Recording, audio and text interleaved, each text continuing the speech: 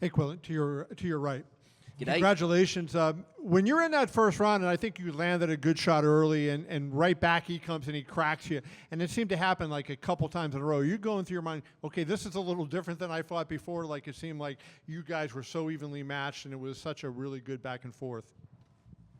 Yeah, he hit me with some, good shots, and yeah, this is the first time I've actually been, hit like that in an MMA fight. Like usually I get through pretty, unscathed. So it was actually a really great test for me, and I actually quite enjoyed getting into a bit of a slugfest, bit of a back and forth action. It was actually quite fun.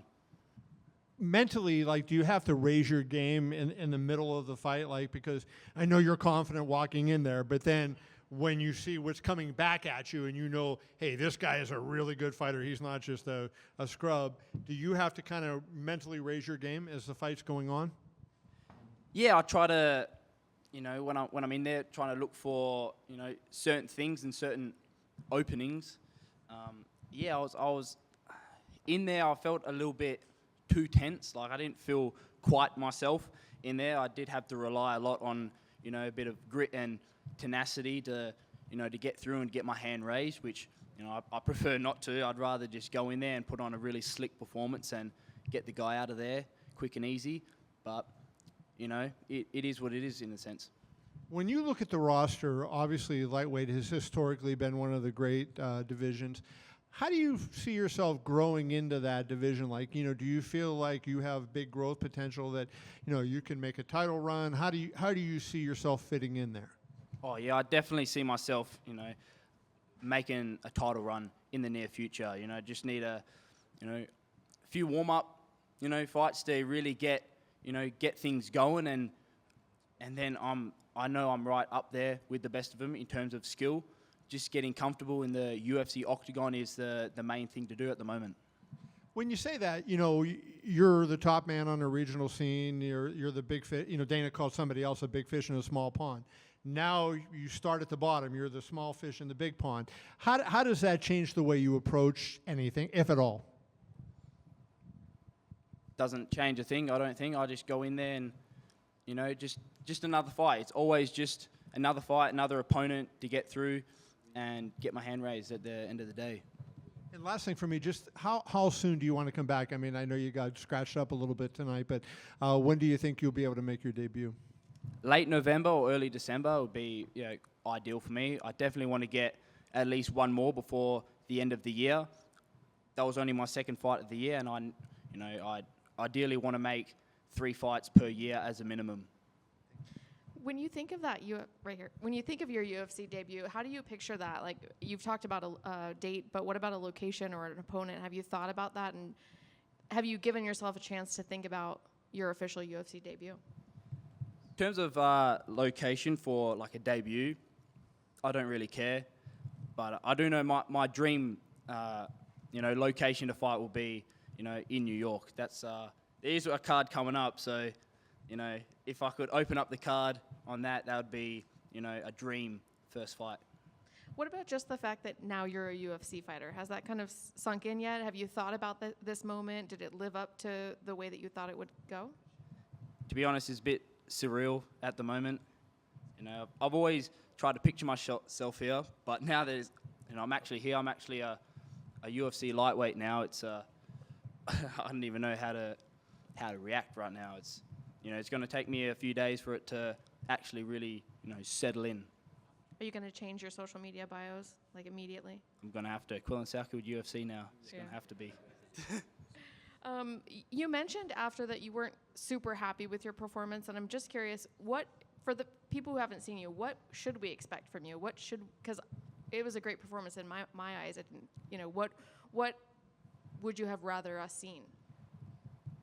I made a lot of mistakes. I tend to be a lot more slick with the things I threw. I did throw a few things that was nice and visually appealing, but in there I was just a bit too tense, and I mistimed a lot of things which could have been a lot better. And I know my next one I want to look a hell of a lot better and be far more impressive. Do you think that those mistakes maybe happen because of the situation that you were in, the fact that it's, Dana White Contender Series, a lot's on the line, or was it just happened this fight? Yeah, maybe all of the above. I actually felt not real nervous going in, which is something different. Usually I'm, at the back shitting myself, but this time I was actually very, calm and collected. So, yeah, I think it was just, in the moment, it was just mistakes were made. And last and most important question, who has the best mustache in the UFC? Oh, it's got to be me now. Definitely me.